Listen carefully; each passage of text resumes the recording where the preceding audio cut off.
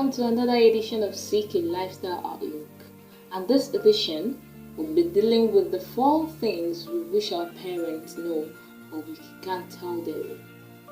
Let me tell you, a lot of these children and teenagers are fighting a whole lot of things secretly which you don't know, ranging from their sexualities, their health, failures, depression, and so on.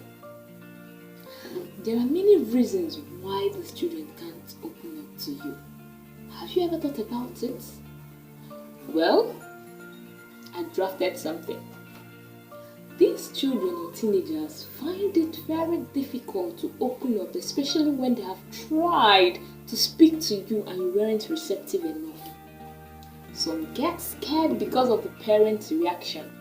Okay, let's say they told you something in confidence earlier, but you betrayed them by telling other members of the family. Do you think such child or a teenager will open up to you again? I don't think so. Most times, when they try to explain something to you, you unintentionally go abusive or even violent, or using it against them when you're angry. What about when you constantly measure them against other children, forgetting that everyone, every child, every teenager comes with their own personal uniqueness? Well, we all know that parenting requires interpersonal skills, emotional demands too. So let's talk about parents' responsibilities. There's this verse in the scriptures in 1 Timothy 5 verse 8. It says, if anyone fails or fails to provide for his family, he was an infidel. This provision can be food, emotional assistance, friendship, or even attention. These children want you closer to them. See, the teenagers go through hormonal surge in puberty, and the dangers adherent, if not properly cancelled, is much. During this period, many undergo dramatic changes in physical structures as well as awakened sexual desires. This is exactly when they need you. This is exactly when they need to talk to you. And this is exactly when you need to talk to them. They need you closer. They wish you to look closely to them and explain more so that they can understand what is going through in them. See, these teenagers who were not informed by the parents end up in the hands of sexual predators. So, parents need to be close so that they don't fall prey. Even if they have, please, I beg of you, correct in love. Correct in love so that at least they can tell you things that matters to them next time. Okay, let's talk about another thing. Parents should try to understand their children through engaging them in discussions in a bid to create a good relationship with them. They like when you're friendly, when you spend quality time with them. It helps you to understand where and when they have been misinformed. Then you can correct it.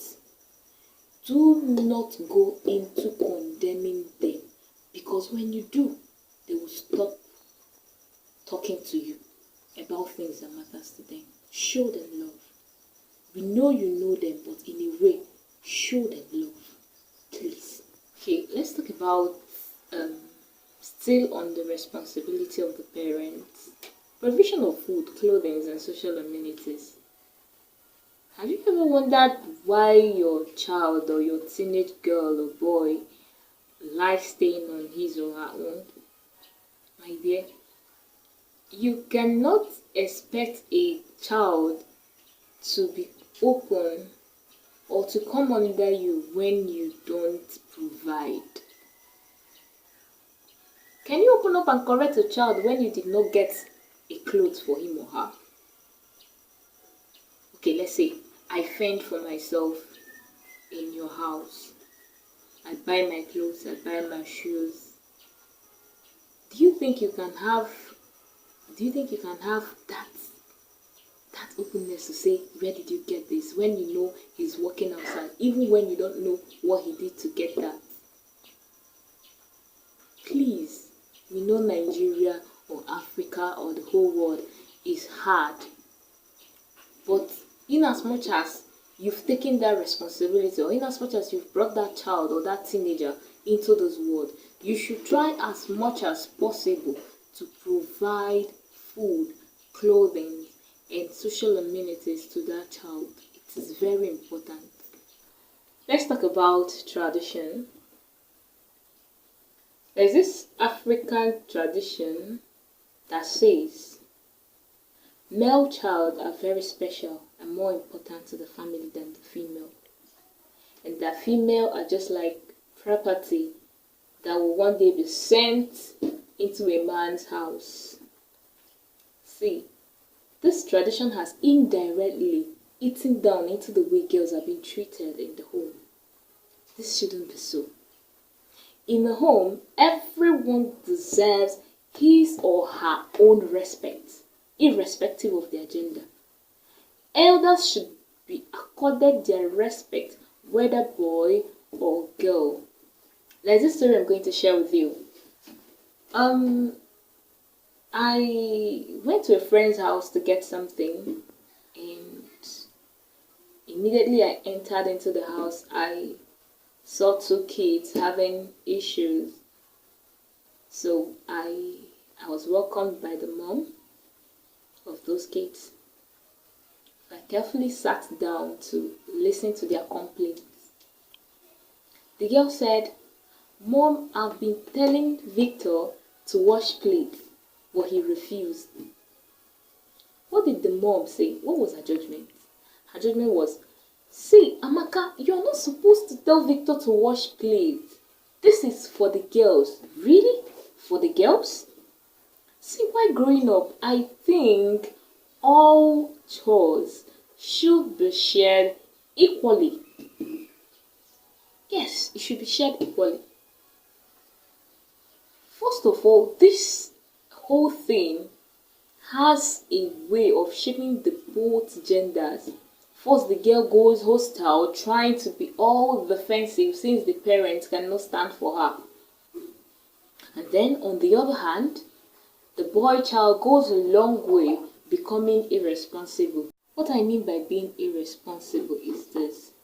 Because this male counterparts or male children don't do domestic work at home while young. They grow up believing that all domestic activities should be done only by the woman, and a man helping out is a taboo. Apart from providing money. You see that? So these things that we do while they are young go a long way in shaping their life. Okay, see, I believe it is necessary for all work to be shared. This will help in bringing up a good husband and wife or a good family in future. Time will fail me. In conclusion, let's try and be close to these children or those teenagers. Be more friendly. Make them feel that you understand, that you've been there, that you understand what they are going through. Okay? We'll be putting an end to this now. Please do well to subscribe for more videos on CK Lifestyle Outlook. Thank you and God bless you.